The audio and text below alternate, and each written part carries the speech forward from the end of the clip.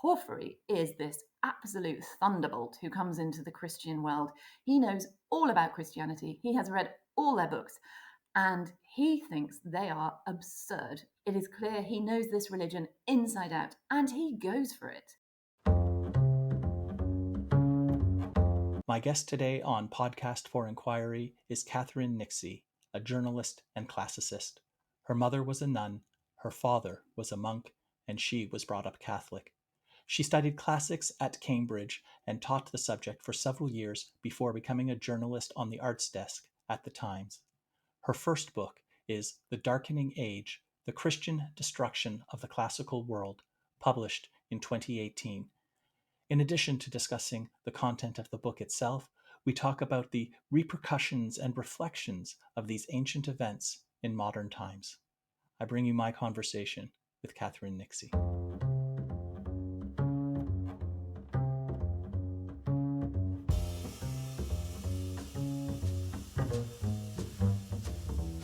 Welcome to the Podcast for Inquiry, brought to you by the Centre for Inquiry Canada, a national educational charity supporting your community for reason, compassion, and secular humanist values.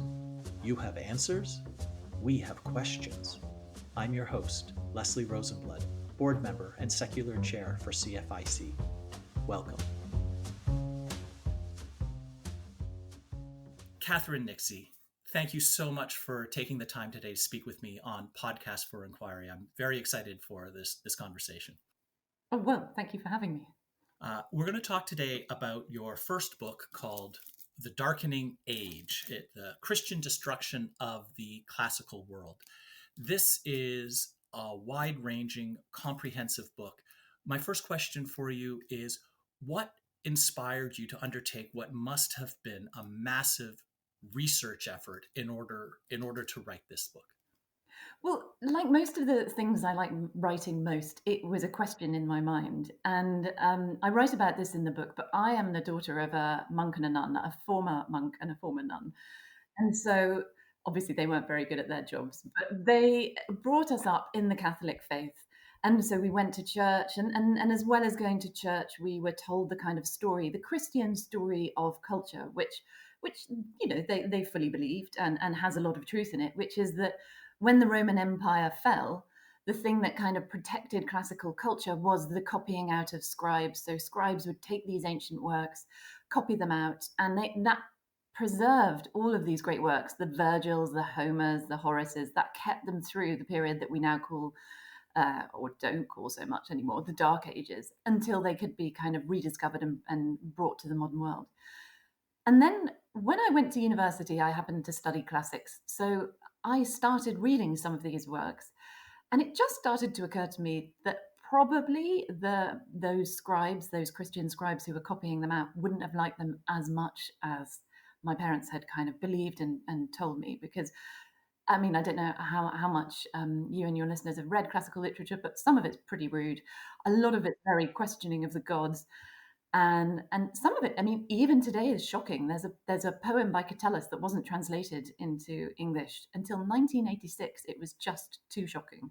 So I started to think, I wonder, in fact, if the Christian monks had embraced the classical learning with all the full-hearted enthusiasm that my parents had told me. And so I started to read and immediately was hooked. You mentioned that Christians are credited, or at least they like to credit themselves with preserving the classical world. And I knew before reading The Darkening Age that the fall of the Roman Empire led to a massive loss of knowledge, know-how, and technology, and that it took centuries before Europeans could match the engineering feats of the Romans. Now, I had thought prior to reading your book that this was largely due to the loss of a centralized government and the chaos that often the chaos that often follows an empire's collapse. But then I read in your book that points to another reason, and I'll quote you: only 1% of Latin literature survived the centuries. 99% was lost. How much of this was due to neglect? How much due to active censorship and destruction? And was this loss of knowledge and technology it was coincident with the rise of Christianity, but was there a causal relationship there? So I would say it's a combination of all of those things. There was also there was a massive collapse in society. You know, you have incursions from the east of barbarians, you have kind of loss of trade, you have all of these things. But at the same time, you have a rise of an extremely powerful ideology that says that certain things are off limits and that other things have to be believed. And so you're not going to you. It's been described as a great sieve. Christianity has been described as this great sieve through which classical culture is going to struggle to pass. And when you think about what Christians were preaching, you know, chastity and probity and good behavior. I mean, the poems of Catullus, I don't know how much I'm allowed to say on this podcast, but there's a very famous one. This is the one that wasn't translated until recently, which begins with the lines, Pedicabo vos et erumabo. And I don't know if I can give even a translation. Go right ahead. Go right ahead. Okay, so sensitive listeners might want to look away now, but it means I will bugger you and I will fuck your mouths, and it's a Catullus riposte to one of his critics, and it wasn't translated until 1986, and it's one of many poems that came down to us on a very slender thread, and that was in until very recently. You wouldn't even either you wouldn't find it in books that you picked up in the library, or you would say, it would say this poem is a fragment. I mean, this is in, you know, not my lifetime, but my father's lifetime certainly. It would say this is a fragmentary poem, the rest has been lost. And it wasn't lost, it was just too rude. Or what you would get sometimes is you would get the really rude bits that would often be given in Greek, because Greek was considered the sort of language that you could say this sort of filthy thing in. And that kind of pattern on a bigger scale is repeated. So you just get a lack of interest and even a kind of level of disgust with some pagan work. So there's accounts that in medieval scriptura, when they wanted to ask for things, they were working in silence, the monks. So if they wanted to get something, they would make a sign instead, and the sign that they had for a pagan book was vomiting. This is what the ideology of Christianity considered that much of pagan literature was worth. Now, not all Christians thought this. Some of them read it, but there was a definite sense that this was not just damaging; it was positively dangerous to read it. So you get these Christian taps. There's one by a man called Clement of Alexandria, saying you have to enjoy the rose but avoid the thorns. You have to be very careful when you're taking these pagan books. Otherwise, you're like somebody who is going to, when they're drinking in honey, are going to take in poison at the same time. I mean, the message comes out again and again. These books are going to harm you, and this has a result. But in Byzantium, half of the literate people were monks. That is going to change what they copy out, not just in the sense that they're not going to copy out these very rude things, these very filthy things, or these very critical of God things. I mean, maybe we'll come on to those later, but that they are just not going to be as interested in them. They're going to be copying out, first and foremost, loads of Bibles, loads of St. Augustine's, loads of works like that. It's not just the active suppression, though there is some active suppression, and I'm sure we'll talk about that. It's the opportunity cost of having a whole class of people whose interests are directed elsewhere and bounded by an ideology that is new and that rejects a lot of what had gone before. And as a result, we have only 1% of what preceded the Christian.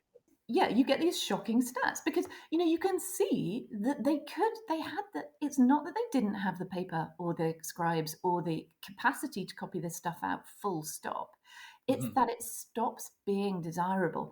You start to get these appalling metaphors in Christian literature that St. Jerome says that he is going to take classical literature, but like somebody taking a woman as a prisoner, he is, after battle, and the implication is to use her as his woman, his sort of sex slave. He's going to shave her head, he's going to cut her nails, he's going to strip her of all of her finery, and then he's going to take the bits he wants. They're not going to take it all wholeheartedly. And you get this sense that those who do read classical literature are ashamed of themselves for doing it. So there's this wonderful account of Jerome, who is famous today for having produced the greatest kind of Latin version of the Bible in his period. And he says he has this nightmare where God says to him, "You are not a Christian. You are," and he are a Ciceronian, meaning you read too much Cicero. And Cicero is a relatively elevated Latin author. I mean, he's spiteful and he's bawdy, but he's, smart. He was a consul, he was a lawyer. He is not smart, but even he is enough to make a Christian feel anxious and sweaty in their nightmares. We have books that go out of print. We have things that are no longer available. Is that because fashions change, something that is very popular in one year or one decade are, forgotten and discarded in subsequent years as something else becomes fashionable. Is this trend similar to that, what writ large over centuries, or was there something larger at play? Like was it more active because it was not just out of fashion, but deemed evil and as you said, dangerous? Was that a significant factor as well? Oh yeah, I mean, look, definitely. I mean, there is the fashion aspect. There is the thing that you don't want to be seen to be doing this, and everyone's a bit embarrassed about it. And Augustine, like, kind of quibbles and says, "Oh, I shouldn't be too keen on it. I'm intoxicated by the smell of the classical cedars. These wonderful old books, but I should be, going for the salty Christian prose." And I guess we'll come on to that as well. Like, the quality of Christian prose was way below classical literature, and that embarrassed everyone forever. But there was actual laws and actual prohibitions on certain texts. So one of the most famous is there's this fantastic Neoplatonic philosopher called Porphyry. So Neoplatonic is nothing like Platonism. It flourished in the 2nd century and after, and to modernize it's a bit batty. But Porphyry is this absolute thunderbolt who comes into the Christian world. He knows all about Christianity. He has read all their books, and he thinks they are absurd. It's possible he was a Christian at one time and turned. Often your most dangerous foe come from within. But whatever it is, whatever happened, it is clear he knows this religion inside out, and he goes for it. In a kind of 16 book, it is thought, but I think it's 16, that it's all lost. Almost all of it is lost now. Book series. He attacks this faith remorselessly. And he attacks everything about it, from kind of the miracles that they talk about to the way that they talk about their miracles. He says that this is so childish. It must be meant for children. It's absurd. And then he talks about individual miracles. So he takes one where there's a famous miracle where Jesus casts a demon out of someone, and he casts the demon out of this person and then into some pigs. And the pigs run down the hill into the sea, and then they're all drowned. And Porphyry says, "What? Why did he do that? I mean, he was Jesus. He was the Son of God. He was God. He could have put the pigs, he could have put this demon anywhere, and he chose to send it into the soul of all these poor pigs, and they were drowned. Where is the goodness in that? What about the poor pigs? What did they do to deserve this?" And then he takes the idea that Christians believe that they're going to be resurrected after death. And he says, and they believe that it's going to be their actual bodies that are resurrected. And he says, "Oh, really? So, right, what about the man who falls into the sea and drowns? How are you going to get his body back?"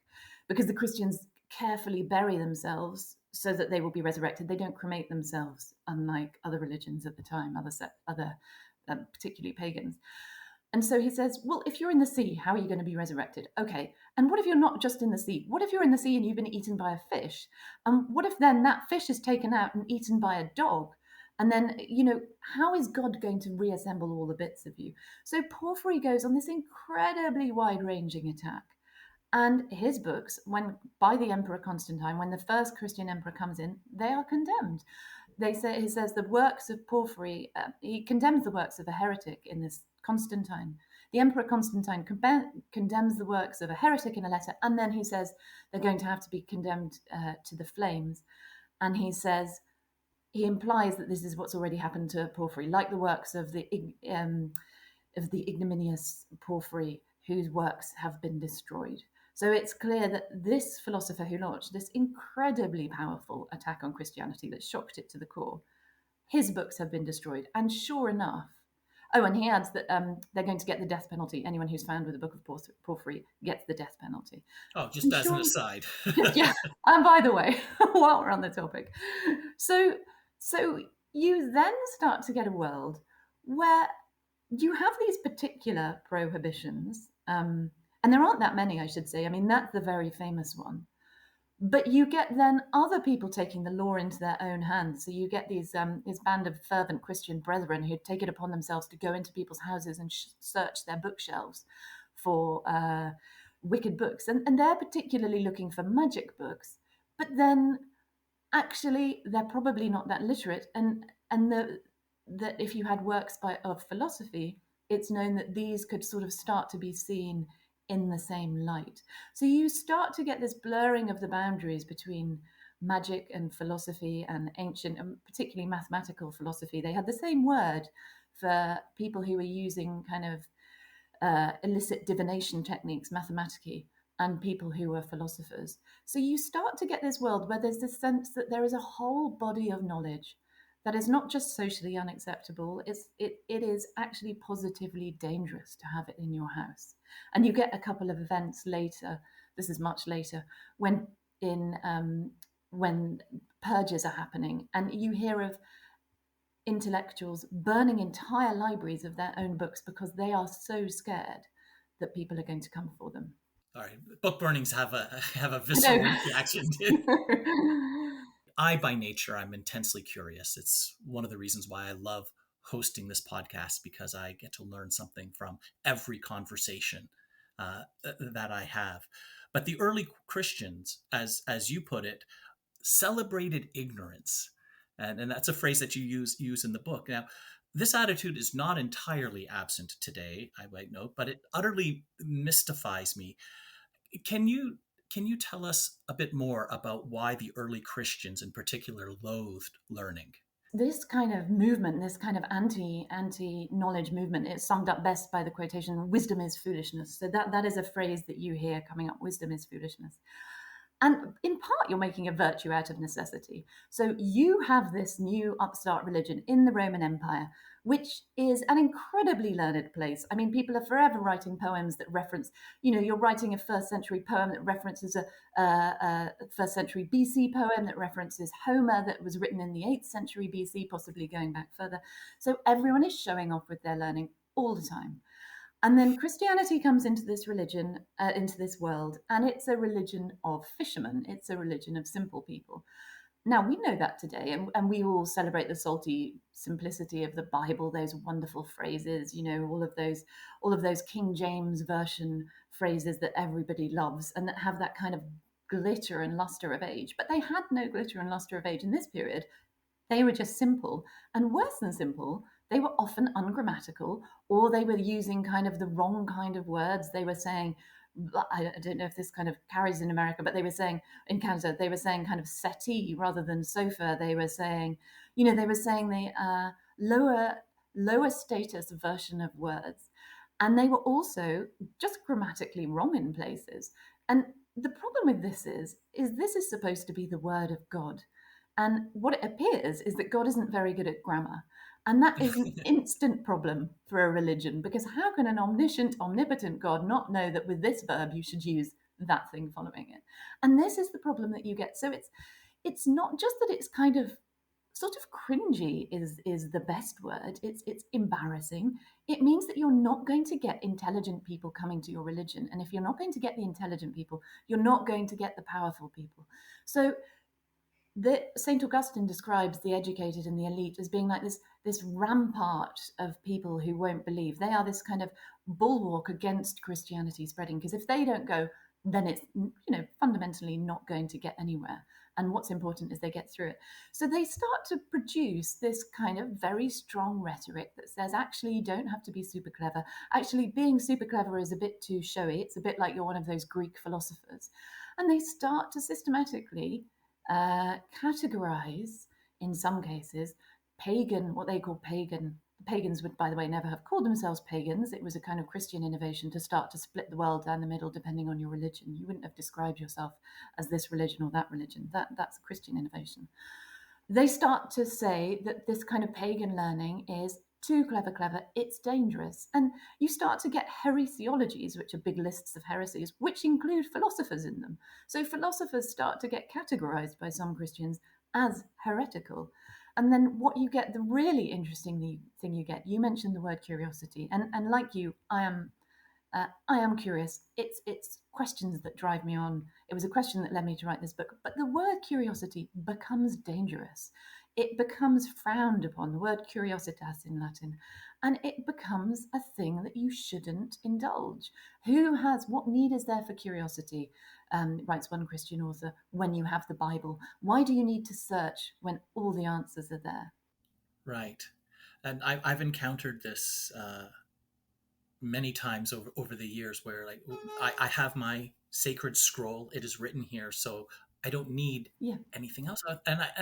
I've always found that to be almost, I mean, to overstate it slightly, but offensive, because it means that our progress is halted. Like, however wise yeah. or just or insightful whatever it is that's written there is, Mm. it means you can't progress any further. So we can't take that as a foundation and build upon it. It's saying we can go this far and no farther. And that's assuming that you agree with what is written in that sacred scroll. And all the sacred scrolls I've encountered have things that I find objectionable. But that's a debate to be had. The Mm. principle that we don't need anything more than this is it blows my mind that people have that, I guess, lack of curiosity or lack of belief that we can improve things beyond what our ancestors did. Like, we are no smarter, no more intelligent than our forebears, but we have access to so much more technology because, I mean, as Newton said, if I have seen further is because I have stood on the shoulders of giants. And let us continue to build so that we can continue to uh, hopefully use our knowledge to improve the lot of ourselves, our culture, our society, our fellow humans, and our descendants. You completely put your finger on it, and it's something, and also like kind of what's in those books is quite erratic, right? I mean, it would be amazing if instead of like the Ten Commandments, or as well as the Ten Commandments, which are kind of, some of them are sensible, very sensible, if you had something like kind of, oh, here are the laws of thermodynamics, or here's germ theory, I'll just set you off on a good start, rather Yeah. than here's how I want you to decorate your priest's robes. Something that wasn't already known would be good Yeah, evidence yeah. that there was a divine inspiration. Totally, and you see when you're sort of talking about curiosity and then this kind of closing down of it, you see it very precisely in, because not every Christian just shut their mind and just thought, I'm stopping here, knowledge has stopped here. Lots of people, as St. Augustine is a great example, were curious and kept going, but they constantly had to come back to it. So you get these amazing descriptions. A big debate I know recently has been like the flat Earth thing, and everyone says, "Oh, nobody thought the Earth was flat."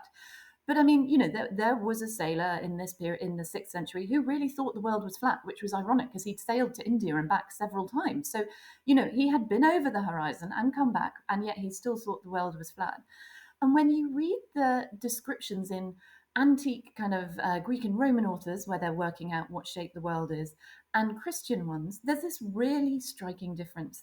So you get Pliny the Elder, who's one of my favorite classical writers. He wrote this encyclopedia of the world. So he writes about everything from what magicians pretend they can do, to irrigation, to uh, to cures for indigestion. He just to volcano. Not volcanoes. Actually, they're not in there. It's his nephew who gets those. Pliny is the man who's famously killed by a volcano in the end. Everything is in Pliny, and he writes about how you know that the Earth is round. And one of the things he says is, if you stand and you look and you watch a ship go over the horizon and you fix a light to the top of its sail, what you'll see is you won't see it. If the world was flat, what you would see, it would go up and then drop down. And that's not what you see. What you see is it goes to the edge and then it slowly seems to get lower. And what that is telling you is that there's something very gradual happening on the other side. And they have lots of arguments like that. They have lots of arguments in the sense of proofs for the fact that the world is round. Now, if you look in Christian writings, if you look in St. Augustine and you compare his writings to some of the classical ones, you get a marked difference. Because St. Augustine says, he takes up one of these arguments that they'd used, which is that the world is round and therefore there will be people whose feet are opposite. And in Greek, this is anti and podes. So your podes is your feet in Greek, like podiatrist, and anti is opposite. So Plato said, the world is round. He just takes that for granted. This is 5th century BC. That means there'll be people antipodes to you. So this is where we get the phrase antipodean. St. Augustine takes this argument on, and he says this cannot be true because the floodwaters couldn't have reached them because they would have fallen off the earth. It's amazing. You get him thinking about it and reaching forward and being interested, but then coming to the point where it's like, no, that can't be true because in the Bible it says this. And you get that kind of in multiple occasions, because in the Bible it says this, because that's what being a Christian is in this period. So I mean, so knowledge is power, and ignorance is, at least in my view, it is a kind of weakness, in that when wherever your model of reality is inaccurate, and it collides with the real world, I mean, the real world is going to win 100% of the time. And so I'm curious, new cults must have popped up all the time in the Roman Empire. Christianity was not, the first time a new religion or a new cult had arisen. Uh, and echoing what I have long wondered myself, you write, and I'm quoting you now, the possibility that Jesus would triumph over all other gods would at the time have seemed preposterous.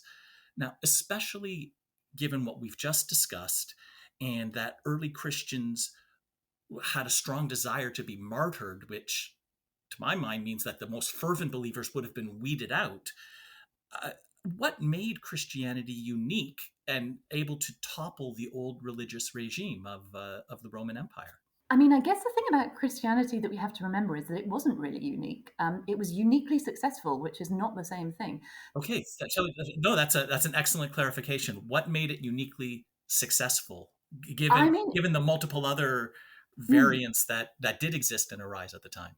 I mean, Christianity in its histories tends to imply that it was a bit more successful than it was, a bit faster than it was. So Christianity, an academic called Candida Moss has called the martyrdom myth, has implied generally that it was persecuted from the word go. It really wasn't. It was kind of left to its own devices. There were loads of new religions in Rome all the time. They sort of let them bumble along as long as they didn't get in the way of Roman various, as long as they didn't cross certain Roman lines, basically, as long as they didn't seem to be endangering the Romans' own good relationship with the gods. I mean, maybe we can talk about martyrdom later and what it was all about from a Roman point of view, in as much as we know. But the thing that Christianity really got was it got imperial patronage. So it wasn't all that popular up until the beginning of the 3rd century. And then suddenly, this incredibly successful, incredibly ferocious emperor, the Emperor Constantine, comes to the throne and he takes on this religion of Christianity.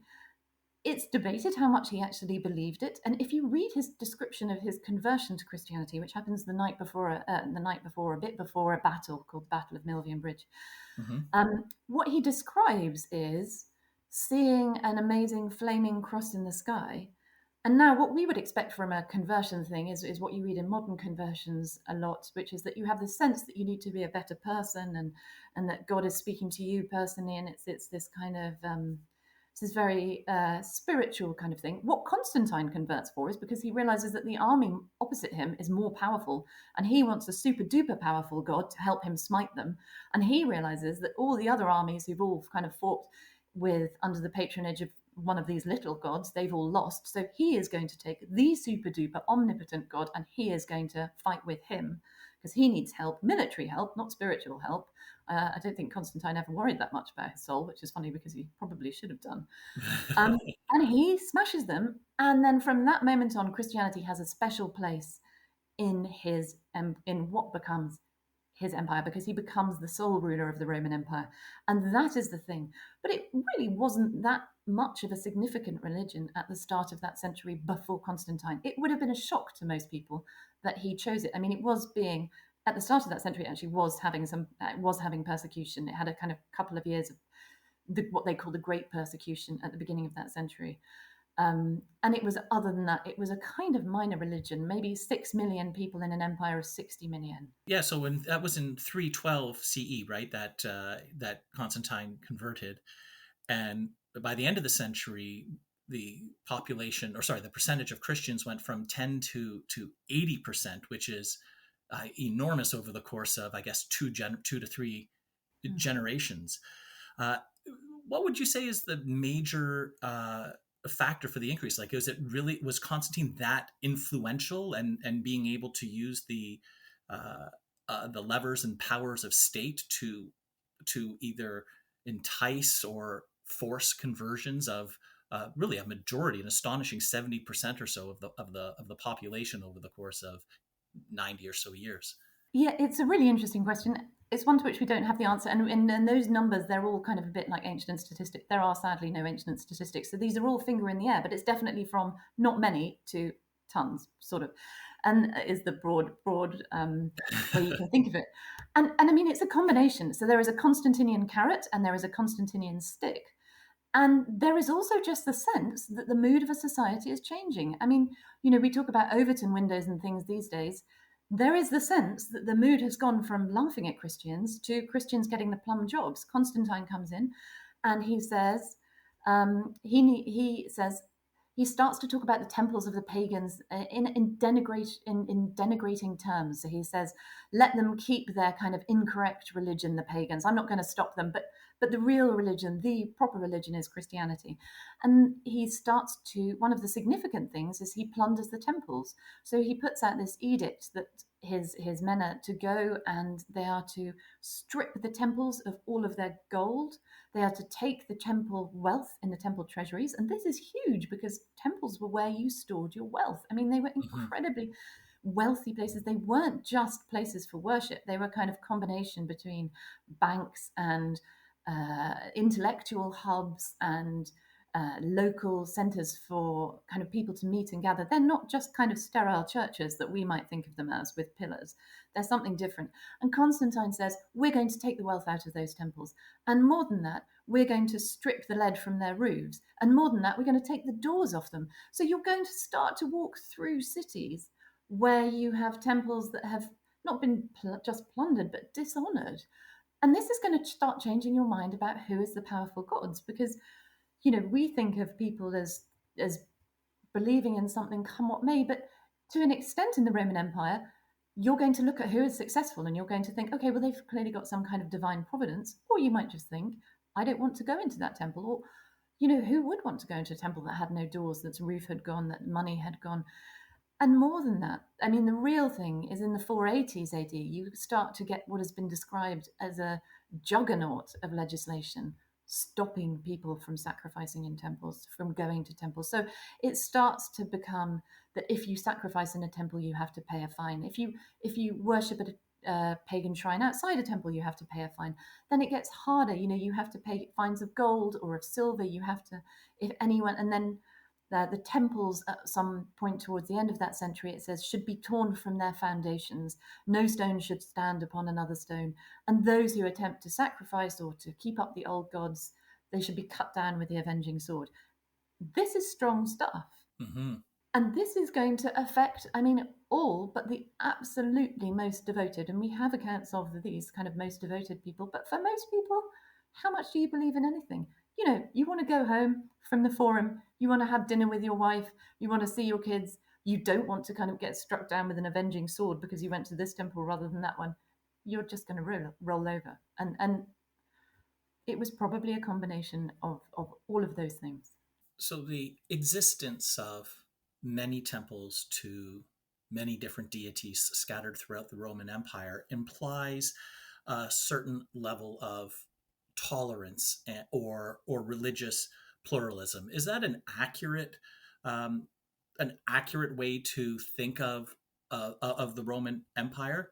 Uh, were they able to worship many different gods and get along relatively well? I have a follow up question, but I think I want to ask that one before I get to the next one.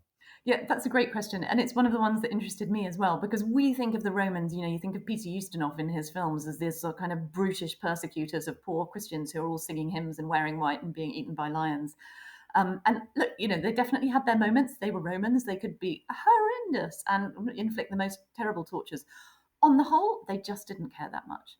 So when you think about the idea of Christian the Roman persecution of Christians. I mean, and it's so ingrained that if you type Roman persecution of, if you try and type into Google Docs Roman prosecution of Christians, because we'll talk about this, but mostly what the Romans were doing were following a legal process to kind of, when they were attacking Christians, it will squiggly underline it and suggest that you mean Roman persecution of Christians. I mean, it's so ingrained, it's like in a spell check, this idea that they were kind of ferociously after them from the beginning.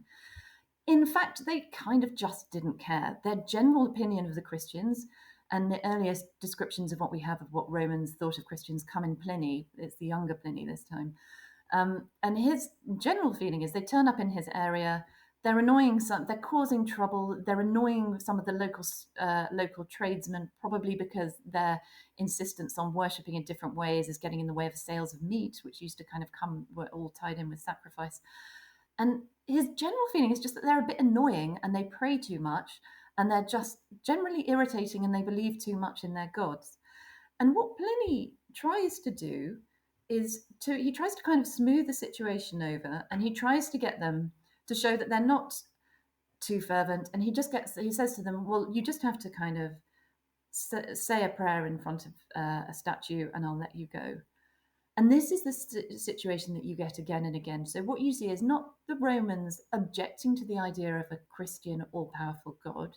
They're objecting to the Christians not behaving in the ways in which the Roman Empire needs you to behave to keep itself together. So one academic describes the Roman feeling towards the Christians is it's a bit like in the olden days when somebody wouldn't stand up for the national anthem. It was a kind of feeling of like, why are you not taking part? Why do you think you're kind of above us? So Christianity wasn't illegal in the Roman Empire. What was illegal was not paying your respects to the Roman emperor. And the Roman emperor was also almost always a god, more or less. So you can think of him like that. So you would want them to sacrifice to the emperor just to sort of say, I'm part of your empire. I am kind of a good citizen. And they wouldn't. For legitimate Christian reasons, this was undoable for them. And then if they persisted in this, the Romans would then put them to death. But the charge is closer to treason than anything that we might think of as heresy. It's that you're not doing your bit. But what's interesting is when you read the descriptions of these trials, and we kind of have some sort of seem reliable, is that the Roman judges definitely aren't seeking out Christians in a bloodthirsty way to go and put them on trial and kill them because they like doing this because they're Roman and horrible. What you get is the Roman judges having Christians brought before them and kind of giving an almost audible sigh that they have to deal with some of these weirdly fervent kind of people who refuse to take part, and trying to find ways out for them. So you get one judge who says to a Christian, oh, go on, just sacrifice. It's just a tiny pinch, just a tiny, tiny pinch of ash, and then you can say you've done it, and then we can all go home. And you get another judge who says to a Christian, it's a lovely day outside. Why don't you just give up on this weird obsession with your, the implication is, why don't you just give up on this weird obsession with your God? Just say hello to our emperor, just give him a little bit of a sacrifice, and then we can go. You get a judge who asks a Christian, think of your mother, think of your family, think of the children you could have. Don't cut your life off in this way. And there's one of my favorites, which is where you have an account of Christians who turn up en masse at a governor in Asia, and they ask to be put to death because as a Christian you want martyrdom because it means you go straight to heaven, do not pass go. You just zoom into the kind of good spot and you get the martyr's crown and you're treated better in heaven. And so they turn up. Sometimes you get Christians who turn up in chains, already chained, asking for the Romans to put them to death. And there's a wonderful description of a Roman governor who looks at all these Christians and says, what's the matter with you? Have you not got nooses you can hang yourself with? Have you not got cliffs you can jump off? If you want to die, just don't bother me. I always think it's very efficient and Roman just to kind of try and cut out the middleman and get straight to the end. But anyway, Christians all worship the same God. There's one God, and Jesus is his son. We had Romans worshiping many gods and getting along, but over the centuries and roughly 2 millennia, less than 2 millennia, Christians have splintered fantastically. Like we have the Western Church and the Eastern Orthodox. Within the Western Church, you've got the Catholics and the Protestants. Within the Protestants, there's dozens of large denominations and tens of thousands of smaller sects within that. And a lot of these different Christian groups have warred with each other over their time. It would be the Troubles in Ireland. My favorite joke was about an American reporter just getting to Ireland, and he's from the airport to the hotel, knows nothing about the country, and this is during the Troubles.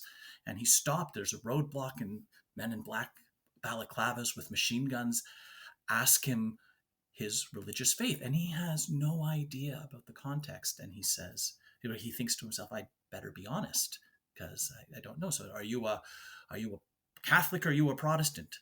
So it's like not knowing the right answer. He's honest. He says, "Well, I'm a Jewish atheist." And then the guy in the balaclava says, "Well, are you a Catholic Jewish atheist or a Protestant Jewish atheist?" He turned out to be okay, but it was a frightening experience. But my question for you is that, given the theoretical unifying power of one God, one sacred scroll, with the edicts are the word of God and clear, why did we have this massive splintering, and what can we learn from that? And that's a really interesting question. I mean, and the splintering is something they notice really early. You get a Roman historian, this wonderful Roman historian called Ammianus Marcellinus, who says, they look on the Christians and he says, no wild beasts are as vicious to each other as the Christians are to each other. And St. Augustine says, you get a quote from St. Augustine saying, he looks at the pagans and he says, how is it that they've got all these gods and they get along fine, and we have one, and we're constantly at war with each other? And I think the answer is, if you believe there's only one way, then there is only one way. And if someone deviates slightly from that way, then that is a problem for them. And if you consider that the souls of other people are also your responsibility, that's a problem for you. So you then have to put them on the right way. There's the one true light, the one true path. I mean, I, I always think what you learn from almost pretty much everything in this whole period is tolerance. Like, you cannot enforce one way, you cannot enforce one way of being, one way of thinking. And what you see is Christians become more powerful and they split off all the other different kinds of Christianities, because there were loads of what are to us very peculiar Christianities, that die off in this period. And then you're left with one. And then they're left with these tiny, tiny, tiny kind of angels on pinheads sort of debates about the nature of the Mother of God, or the nature of the human versus divine nature of Jesus, which are kind of hard to follow if you're not in the thick of them because they're so minute. But what they show is that even if you agree on 99% of the things, if you leave yourself a tiny, tiny scope for disagreement, and if disagreement is a life or death, burn in hell or go to heaven matter, then people will disagree about that.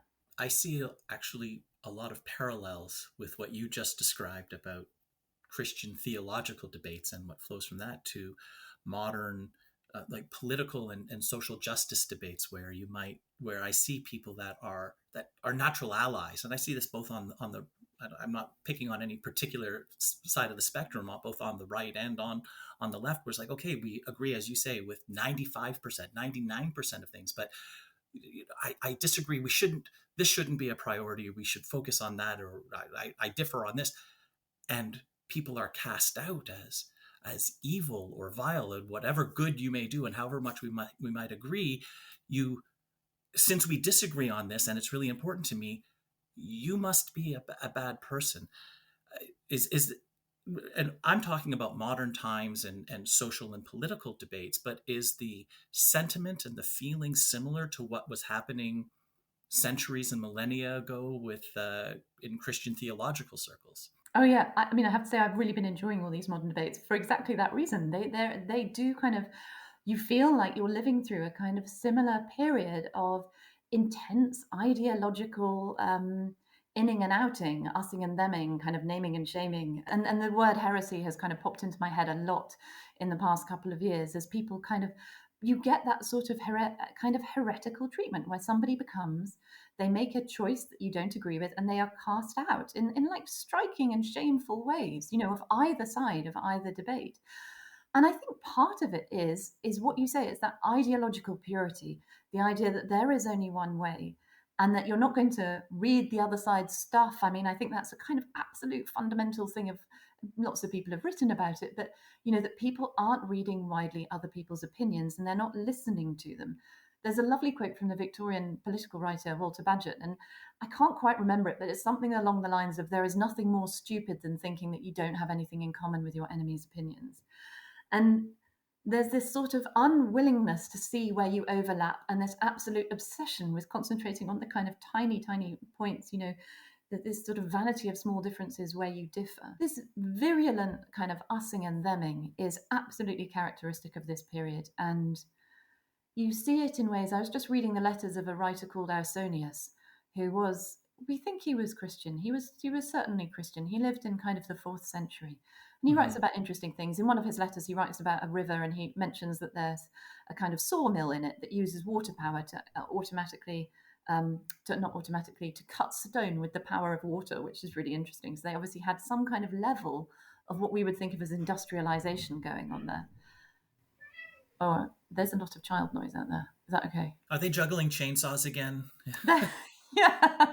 Honestly, I'm amazed that we have survived as a species with the way kids behave. I think they're just menacing. Anyway, but you get these terrible letters from Ausonius to his friend, who's become a very fervent Christian and given away all his money. And it's clear his friend's not replying to him anymore. And he keeps sort of saying, I know you think I shouldn't be reading these pagan authors, but will you write back to me? And you get this sense that he's just being frozen out. And for most people, when you think of what's enough to make you change your religion, people think of the martyrs in the Middle Ages who would go to the stake.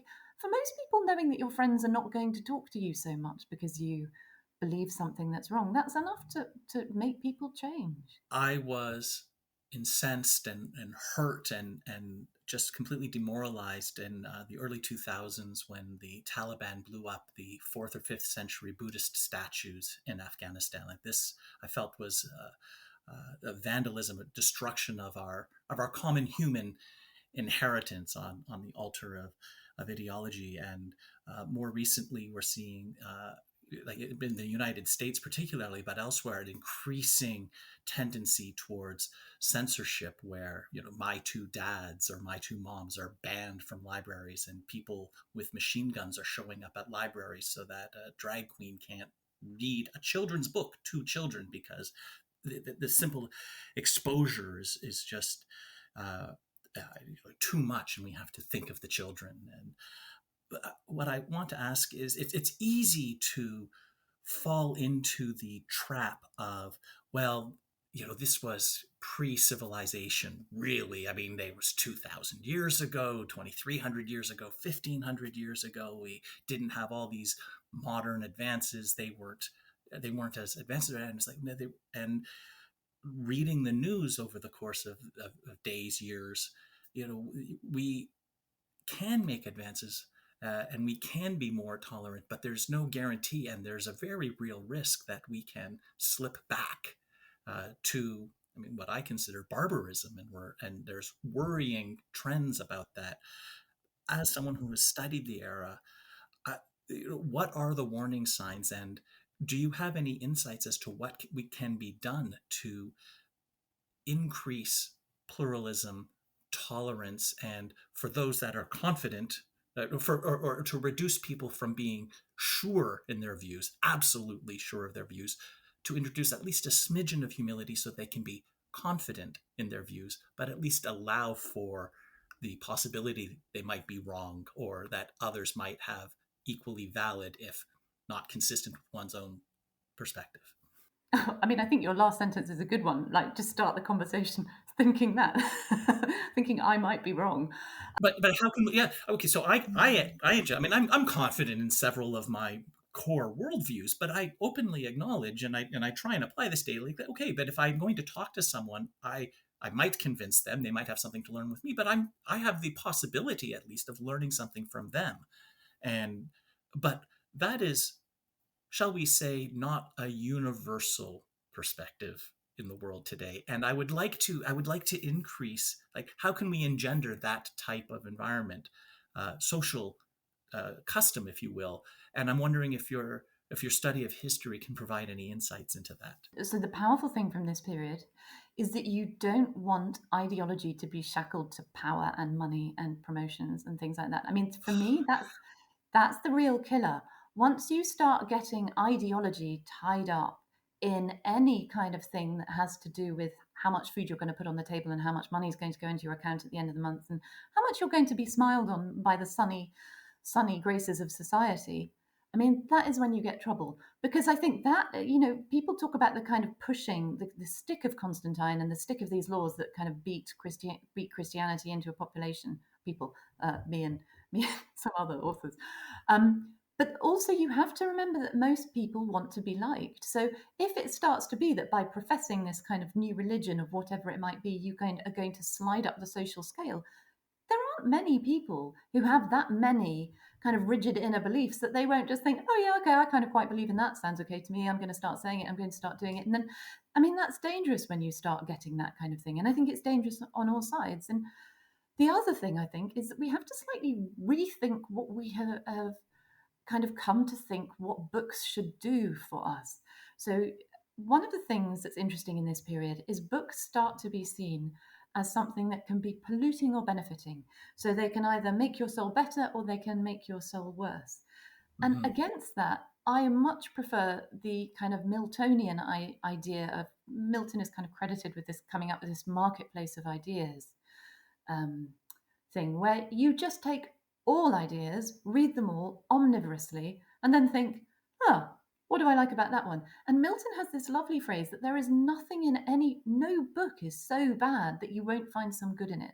And I feel like that could be the kind of strapline for kind of pushing against all of these people who won't read this book because of this or that book because of that, or who stand outside libraries because of this, or there will be something in a book, even a really bad book, even, a really malicious book, that you will find some good in. And it might be inherent to the book, or it might be inherent to you afterwards because you come to a different way of thinking because of it. And I mean, I'm trying to read at the moment, I'm reading a series of essays by C.S. Lewis, who is an author that my father had loved when he was a monk. And I pretty much disagree with C.S. Lewis on absolutely everything to do with religion and I assume you're referring to his nonfiction work oh on yeah, Christianity and not the Lion, Witch, and not the the man. Wardrobe series of novels. Well, I have also been reading those with my kids, but you know, again, there's bits I agree with, there's bits I disagree with. You might just get a lovely phrase here, you might get a turn of thought there, you might think, oh, I see. You get to kind of walk around a problem, you get to walk around a way of Mm-hmm. thinking. I mean, we've come to this idea that books, both sides, I think, we have come to this idea of books as something that you kind of and you sort of drink them in and they're supposed to kind of cleanse your insides. You see it in England, in Britain, with all these kind of smug people who walk around, and I include myself in this, smug people who walk around with like tote bags with bookshop names on the sides. And you kind of, your best friend is a book and all of this stuff. But books are just, Milton has this phrase, he sort of says that they're people on paper. His phrase is like they're vials into which humans are poured, like vials as in glass vials into which you pour Mm-hmm. a human. Don't expect too much of books. Don't expect too little of them. Just take them all, see where you go. And I guess that's the thing. Be omnivorous in what you read. You might be surprised. Might not be. No, I agree, and like there's two reasons for that. One philosophical and one practical. Like the philosophical one is just if if you are not a fan of Christianity, for example, and some people aren't, it's probably good to read the works of, for example, C.S. Lewis, so that you know what the arguments are on the other side. Or if you are a fan of Christianity, it's good to read what Dawkins, Harris, Hitchens, Dennett say, so that you know what the arguments of those arguing against your God are saying, and and you might learn something, but at least you can make the best arguments for your case, as opposed. But you can only do that if you know what people who think differently are saying, and letting them say it in their way. On a more practical level, the censorship of Tiananmen Square massacre in China was brutally effective within the country itself, and with the rise of the internet, they needed to hire massive numbers of censors in order to ensure that that information is not distributed. And a major problem that they found was is that a new generation of censors let all this stuff about Tiananmen Square through because they had never heard of it. Oh, So they wow. didn't know that it was something that had actually happened and therefore what needed to be flagged. So Mm. in order to be a censor, to prevent other people from knowing about it, you need to know what it was that um, that it is that other people aren't allowed to know if you're going to be able to stop the distribution of that. And then you get a very delicate balance between how many people are allowed to know the truth and how many, in order to suppress it more widely. And I Yeah, and you think, get to the kind of irony that the kind of people who are probably reading the filthiest books of all are undoubtedly going to be the censors because they're getting it well, yes, and wrong. then what type of person is going to be attracted to that job? Yes, I completely agree that we need to have like a robust defense of free expression with very limited.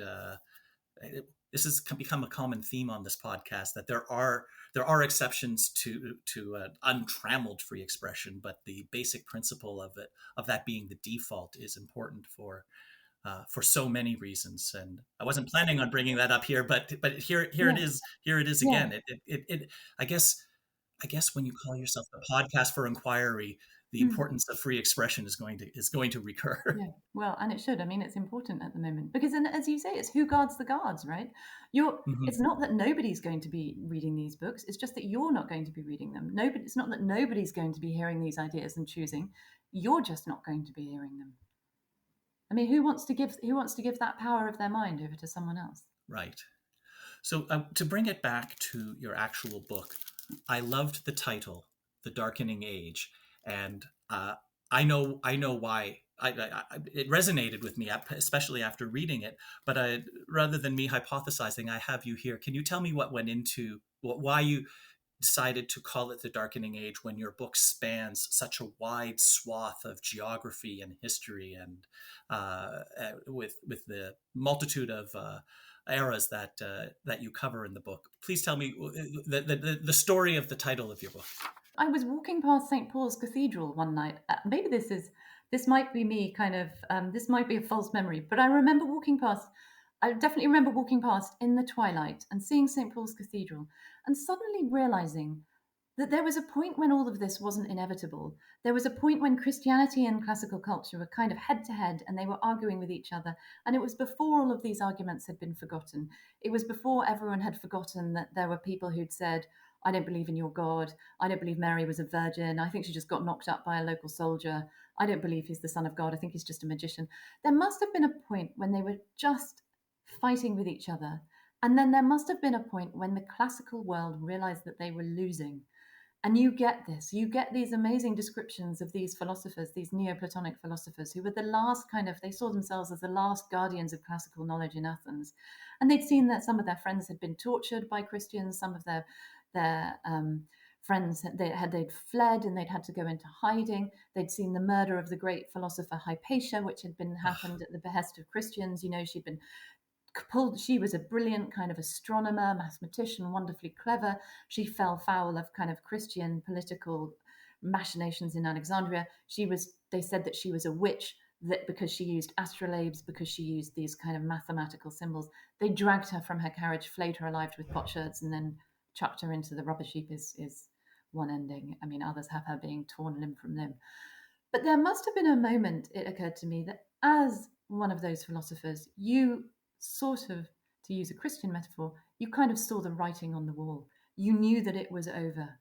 And my book ends with these Christian philosophers who saw themselves, they were at the academy in Athens. They felt that they had carried on classical learning in a golden chain since Plato. I mean, like what Plato would have thought of them is a kind of another matter, but they felt that they were hanging on.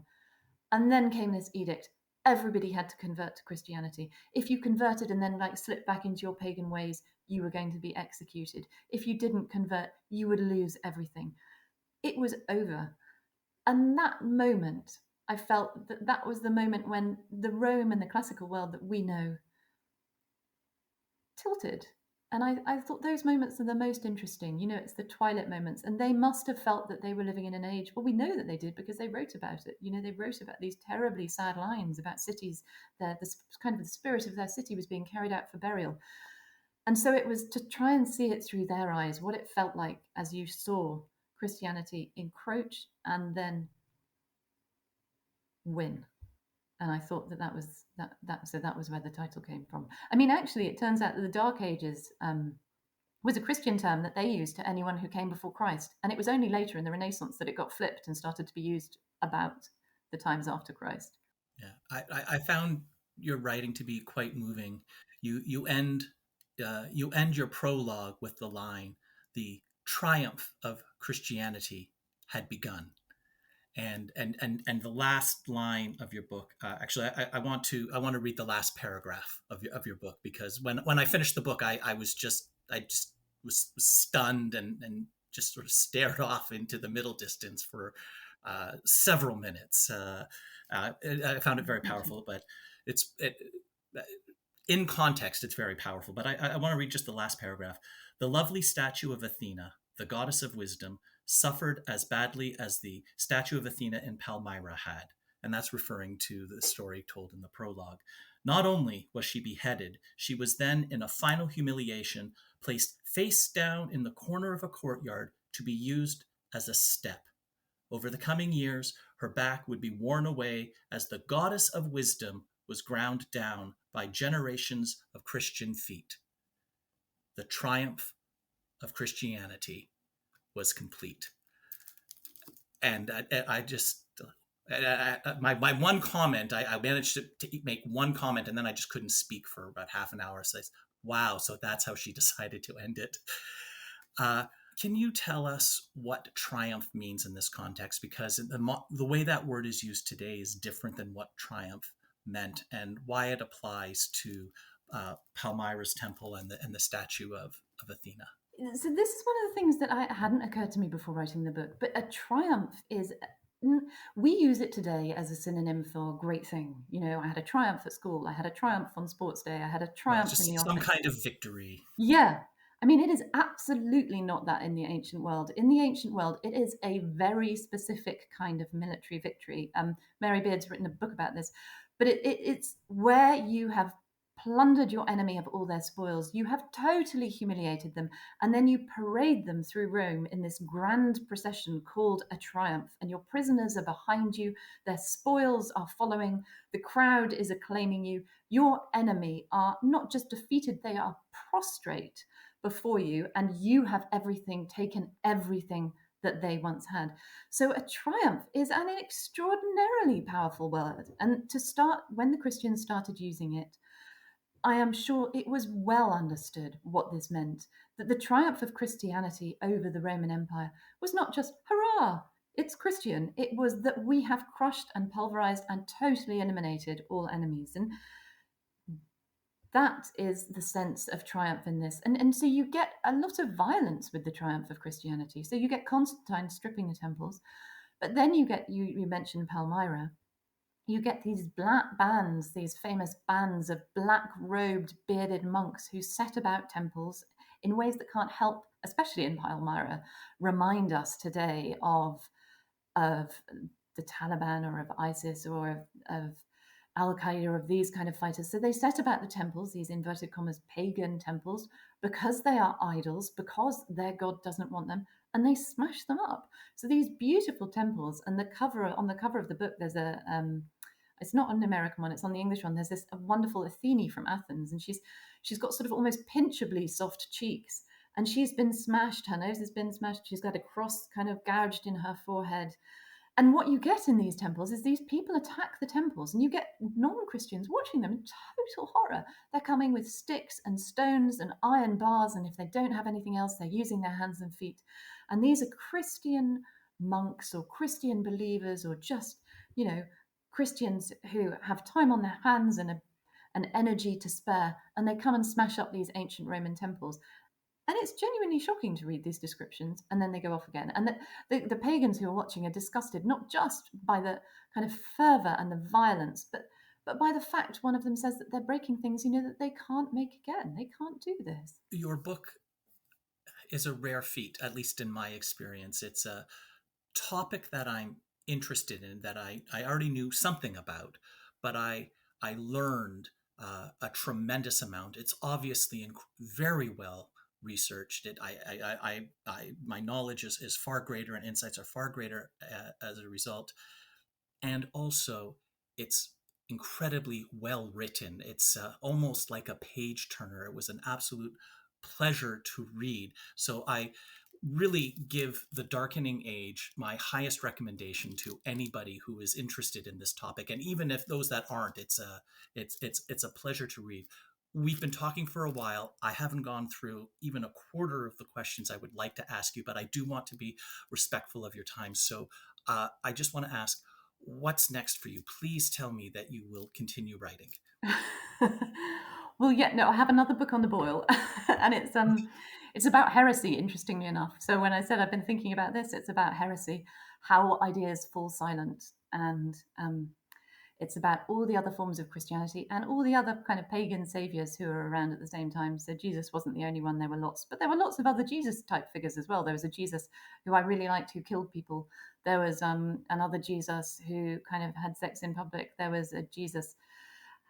There were all kinds of Jesuses. There were all kinds of Jesus-like figures. There were all sorts of things going on, and it's about how those ideas fell silent, and about how ideas fall silent. When can we expect heresy? Well, it was a bit slowed down by the pandemic, but it's sort of on its way, maybe in a year and a half. Catherine Nixey, author of The Darkening Age, thank you so very much for taking the time to speak with me today. This has been a tremendous pleasure. Thank you for having me. It's been a delight. We hope you enjoyed today's episode. Links for today's discussion can be found in the show notes. If you enjoyed today's podcast, please subscribe and engage in the conversation. Comment, rate, and review. We'd love to hear your perspective. The Podcast for Inquiry is brought to you by the Centre for Inquiry Canada. We rely entirely on donations to be your voice supporting science, free inquiry, critical thinking, and secularism here in Canada. To our supporters, thank you. If you have not yet contributed, please consider making a donation at centerforinquiry.ca/donate, or becoming a member for only $30 per year at centerforinquiry.ca/join. Your support will help make it possible for us to continue making our collective demand for reason and evidence-based decision-making everywhere. CFIC is on the web at centerforinquiry.ca. Find us on Facebook and follow us on Twitter at CFI Canada. Podcast for Inquiry is produced and edited by Matt Payne, Nikolay Nikitushkin, and Martin Zielinski. Music by Anthony Luzaro. See you next time.